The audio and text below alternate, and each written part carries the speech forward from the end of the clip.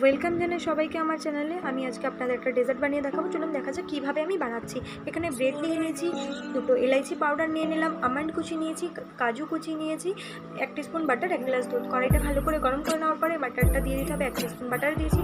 বাটারটা গরম হয়ে যাওয়ার পরে এখানে ব্রেডের স্লাইসগুলো দিচ্ছি। ব্রেডটা ততক্ষণ ফ্রাই করতে হবে যতক্ষণ গোল্ডেন অ্যান্ড ব্রাউন না হয়ে যায়। এখানে আমি 2 ব্যাচে ফ্রাই করে নিয়েছি। আপনারা দেখতে পাচ্ছেন কি সুন্দর কালার এসছে। কড়াইটা ধুয়ে ভালো করে আমি 1 গ্লাস দুধ অ্যাড করেছি। এখানে পরিমাণ মতন আমি এলাইচি পাউডার অ্যাড করেছি। এলাইচি পাউডার অ্যাড করার পরে আমি স্বাদ অনুসারে এখানে আমি চিনি অ্যাড করছি। আপনারা আপনাদের পরিমাণ মতন স্বাদ অনুসার মতন আপনারা অ্যাড করবেন।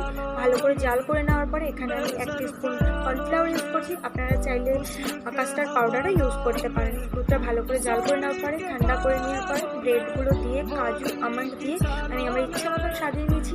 আধা ঘন্টা ফ্রিজে রেখে দেওয়ার পরে ডেজার্ট রেডি। ঠান্ডা ঠান্ডা। ভালো লাগলে লাইক কমেন্ট শেয়ার করবেন।